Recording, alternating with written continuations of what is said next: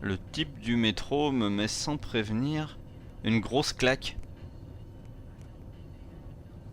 Aussitôt, je me dis, ça y est. Et c'est une sorte de soulagement. Ça me dit, ah, enfin, nous y sommes. Je peux pas dire que j'aime ça. C'est douloureux seulement. Je me dis, bon sang, ça commence. Avec sa claque dans la gueule très méchante et inutile d'ailleurs.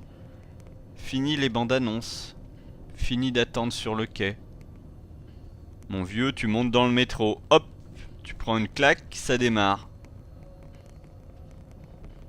Je fiche un pied en dehors de moi à cause de ce type hors de lui.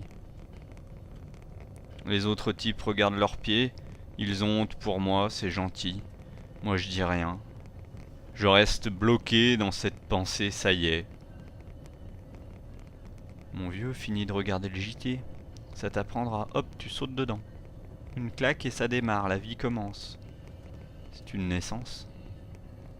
Il y a eu un petit cri ridicule et il faudrait pas trop me pousser pour que je me mette à pleurer. La vie s'était arrêtée. Nous vivions dans une sorte de ralenti, un truc poussif, poussiéreux. Nous nous imaginions pas vraiment pouvoir reprendre contact avec qui que ce soit, ou avec quoi que ce soit. Bref, ça repart d'un coup, un bon coup dans la gueule. À toi de saisir ta chance, mon vieux. Te rate pas ce coup-ci. Hein. Tu vas dire quelque chose bien, tu vas montrer une de ses souplesses, une grandeur peut-être. Tout ça va bien faire avancer ce petit monde, mon vieux. Vas-y, il te tend la perche en pleine gueule. Alors fonce, mon vieux. Et je me fiche une pression de dingue. Je m'imagine une sorte de stade de foot plein à craquer et je me regarde commencer à essayer de tenter de réagir et tout le monde me regarde sans regarder et le gros type méchant lui il attend. Il attend avec quelque chose de triste dans l'attitude. La méchanceté c'est plutôt quelque chose de joyeux. Lui il a l'agressivité triste. Il attend qu'on parte ensemble tous les deux. Il attend que la vie commence pour lui aussi. Parce qu'il n'y croit pas bien à sa claque. Il lui faudrait la même chose. Il lui faudrait la même chose, mais je crois qu'il s'est trompé. Il me l'a donnée au lieu de la recevoir. Il m'a mis une claque parce qu'il avait besoin d'une claque. Son être était vide de claques dans ma gueule. Sa claque était un appel au secours. Une petite annonce pour qu'on parte tous les deux. Moi c'est trop tard, moi je suis parti tout seul. Je suis rudement loin, je fais un de ces vols planés. Je suis là, en fait je suis plus là et je me dis ça y est, c'est fait. En avant marche.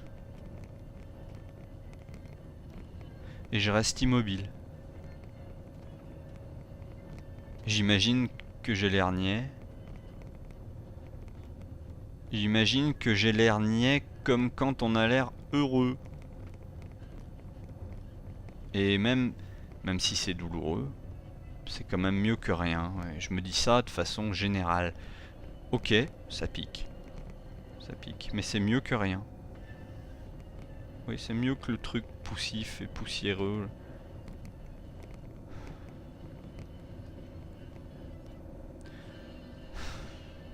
Bon, en attendant, si je me préoccupe un tant soit peu d'avenir, je dois considérer qu'il va se passer des choses. Le métro va démarrer, les gens vont bouger, parler. Mais peut-être que si je réagis pas du tout, il va rien se passer.